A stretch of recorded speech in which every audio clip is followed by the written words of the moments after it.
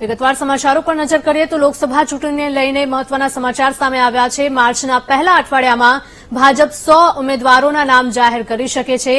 પહેલા 100 ઉમેદવારો એવી બેઠકના હોઈ શકે છે કે જેમાં ભાજપની હાર થઈ હતી। 2014 અને 2019ની ચૂંટણીમાં હાર મળી હોય તેવી બેઠક ઉપર વધુ ફોકસ કરવામાં આવી રહ્યું છે।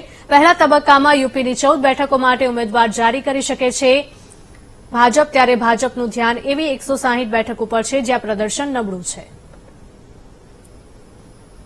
મહત્વના સમાચાર લોકસભા ચૂંટણીને લઈને આવી રહ્યા છે। માર્ચના પહેલા અઠવાડિયામાં ભાજપ 100 ઉમેદવારના નામ જાહેર કરી શકે છે। પહેલા 100 ઉમેદવારો એવી બેઠકના હોઈ શકે છે કે જેમાં ભાજપની હાર થઈ હતી। 2014 અને 2019ની ચૂંટણીમાં હાર મળી હોય એવી બેઠક ઉપર વધુ ફોકસ કરવામાં આવી રહ્યું છે ભાજપ દ્વારા। પહેલા તબક્કામાં યુપીની 14 બેઠકો માટે ઉમેદવાર જાહેર કરી શકે છે ભાજપ।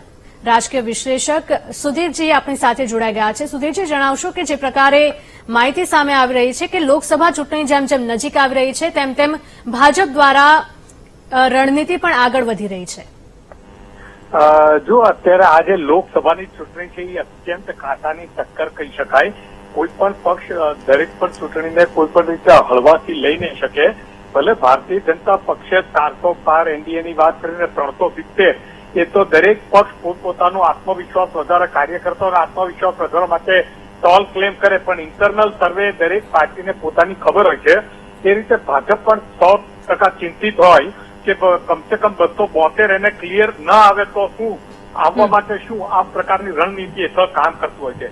અત્યારે તમે જે નબળી સીટો ઉપર કેટલીક જે બેઠકોને પહેલેથી જાહેર કરવી, એક રણનીતિનો ભાગ છે।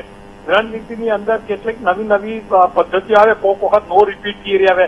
એમાં આ વખત શરૂઆતથી જ તે 100 જેટલા ઉમેદવારોને ઘોષિત કરે તો તૈયારી માટે જરૂર પડે એવું થાય। પણ એક વસ્તુ આમાં જરૂર છે કે એ જ્યાં જ્યાં નબળી સીટો હતી ત્યાં આગળ વધારે એ લોકો મજબૂત કોન્સન્ટ્રેશન કરી રહ્યા છે। તો તમે જો આખા રાષ્ટ્રનો કિનારીઓ લ્યો તો ભારતીય જનતા પક્ષે અત્યારે પણ 400 નો આત્મવિશ્વાસ કે 370 નો આત્મવિશ્વાસ હોવા છતાં બીજું જનતા દળ, જગનમોહન રેડ્ડી, ચંદ્રશેખર રાવ જેવા સાથે સિક્રેટ ડીલ કર્યું છે।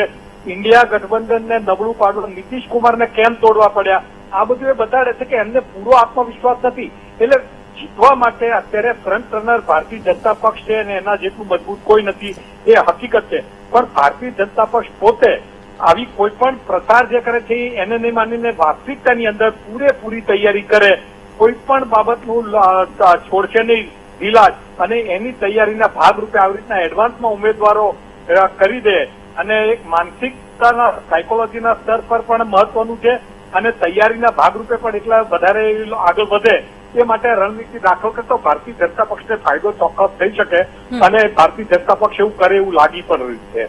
જી બિલકુલ, આપ અમારી સાથે જોડાયા સુધીરજી, તે બદલ આપનો આભાર। સમાચારોમાં